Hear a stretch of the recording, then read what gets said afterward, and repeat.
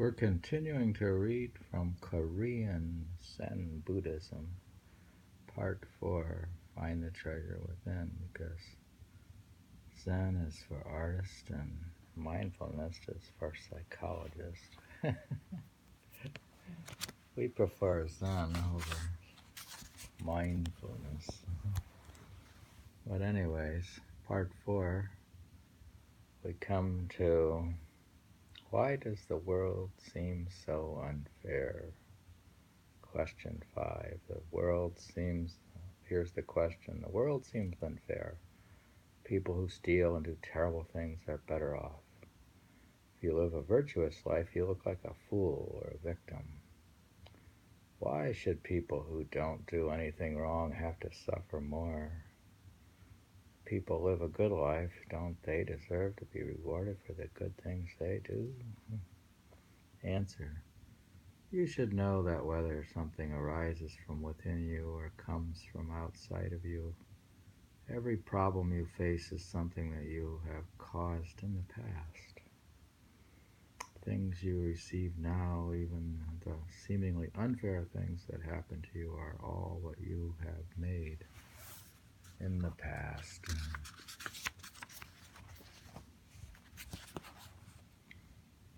This is exactly the same for everyone else. Everything comes out and in your present life according to the deeds and thoughts that you input in the past.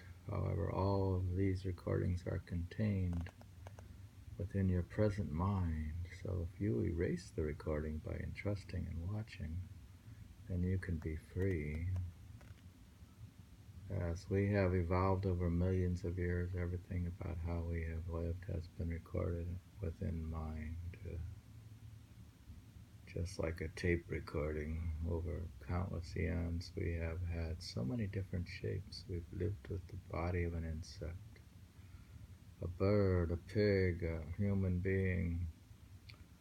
We've eaten and been eaten, cheated and been cheated, helped others and been helped ourselves, and all of this has been recorded. My God, there. Within our minds,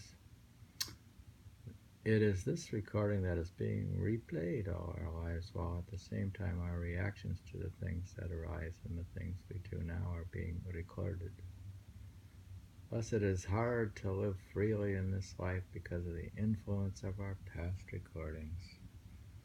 It will be hard to be free in the future if we don't stop recording new content. Because people don't see how these things work, they sigh over their misfortunes of life, complaining about how unfair things are. However, let's look at this carefully. You are receiving things exactly as you made them. No one can complain about it. Whether you experience joy, anger, sorrow, or pleasure, all of those are only the outcome of your own behavior.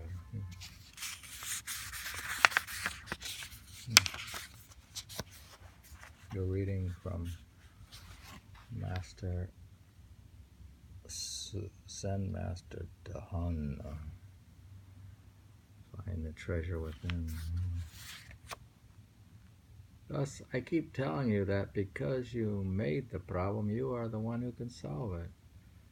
And you truly can when you entrust something to your inherent nature and watch, then it is exactly like erasing the old data. It's like making a blank recording over the old data. This is a way we can erase ourselves from the chains of the past.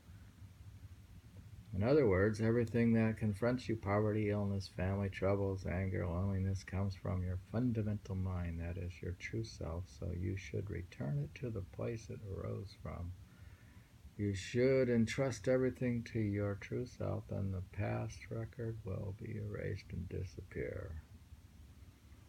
Your true self, your foundation, connects the past, the present, and the future.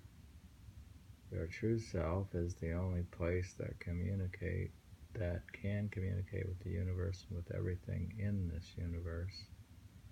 In this fundamental mind, all things are directly connected to each other. Thus, you should remember that Regardless of what may confront you when you entrust it to the fundamental mind, your true self, things will change. But what about good and bad, you may wonder. Of course, there is good and bad. However, there is no good or bad that remains that way forever, because everyone has both good and bad within them. It is your mind that makes you do either good or bad. The good person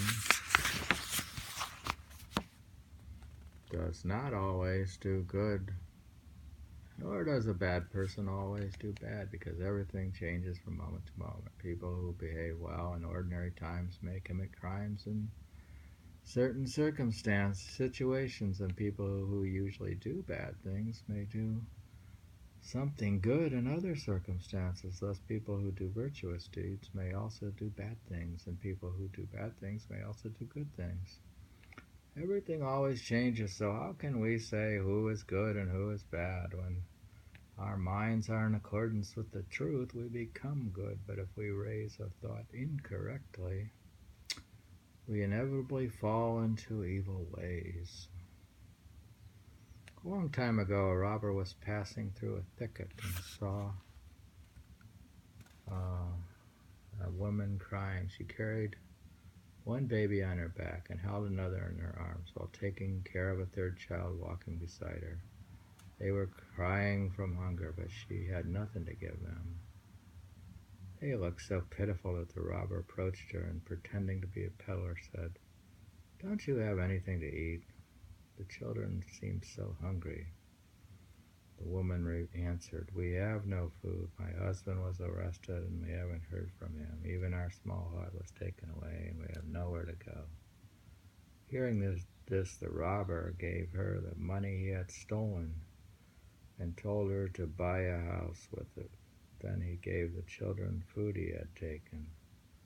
Later he laughed when he realized the irony of the situation.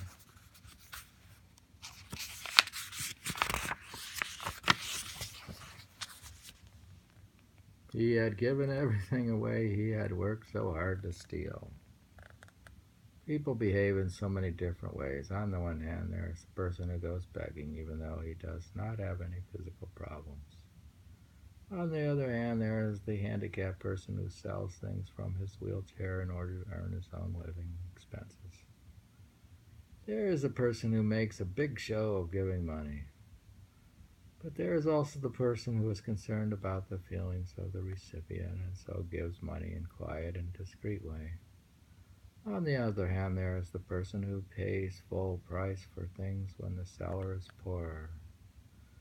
On the other hand, there is the person who drives a hard bargain even when the seller is quite poor or handicapped. There are so many kinds of people and so many minds. When I think about it, people steal because of ignorance. They do stupid things because of ignorance. They do vicious things because of ignorance. People do such things not because they are intrinsically bad, but because they do not understand their foundation, which is connected to all things.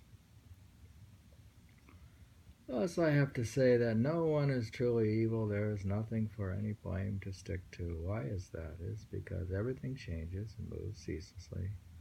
Beyond time and space, we can observe that even hardened criminals are not always bad. Even they are continuing to evolve. You would be amazed if you saw how much they've already improved. If you keep raising good thoughts for them, they will begin to move along a better path. So why don't you lead them in the right direction and save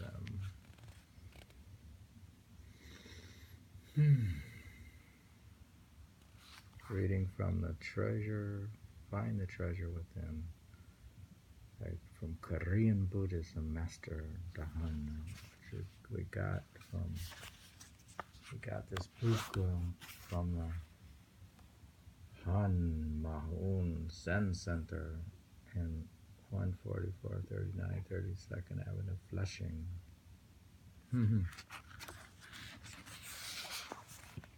Queens. Why doesn't satisfaction last? Question 6. I never feel completely satisfied with anything I do or anything I'm with. Even when I feel great about something, it never lasts. I don't know why I feel like this. What's wrong with me? Answer. You wouldn't be truly satisfied with the things in your life until you know where you came from and who you truly are. You must know your foundation, your inherent nature. As long as you think of your body as me and think that I is doing everything, nothing will be able to satisfy you for very long. Look at your body. It probably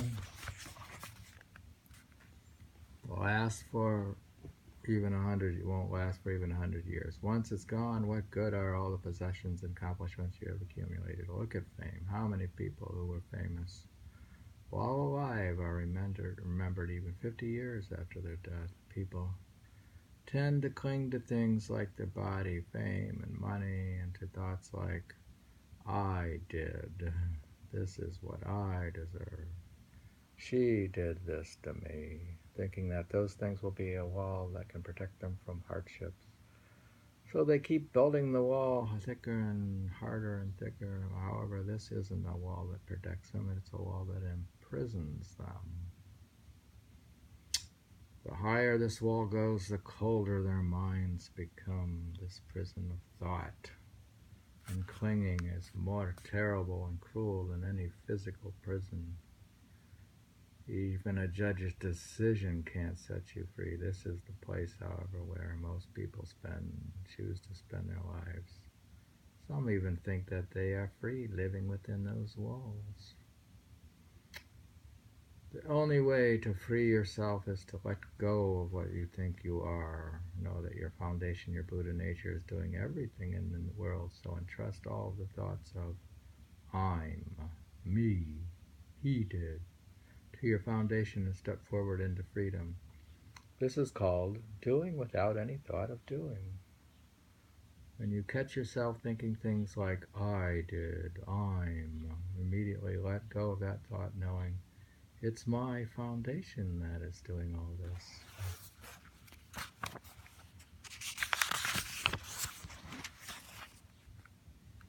This is the way to tear down the wall. When you practice like this, spring comes automatically and the ice melts and flowers blossom. Infinite energy and potential are contained within you. Your foundation is the source of all this energy and is connected to every single thing in the universe. This is where true satisfaction arises, when you entrust your thoughts, feelings, and circumstances to your foundation. It responds with whatever is needed. It already knows what is needed. We just have to give it a chance to work, and trusting is the way to do this. This foundation, your inherent nature, is truly mysterious.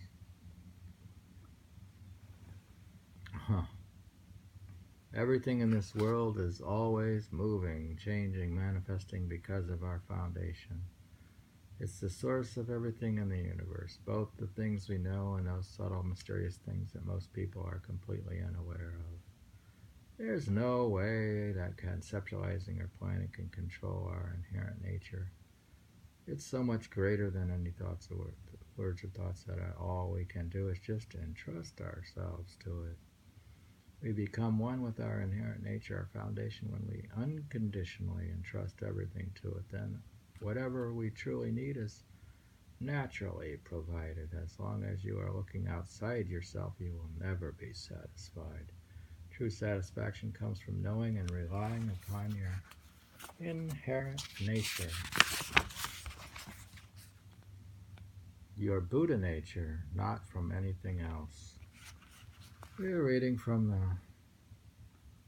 Korean Buddhism, Zen Buddhism. Find the treasure within, with Zen Master Daehaeng. Very good.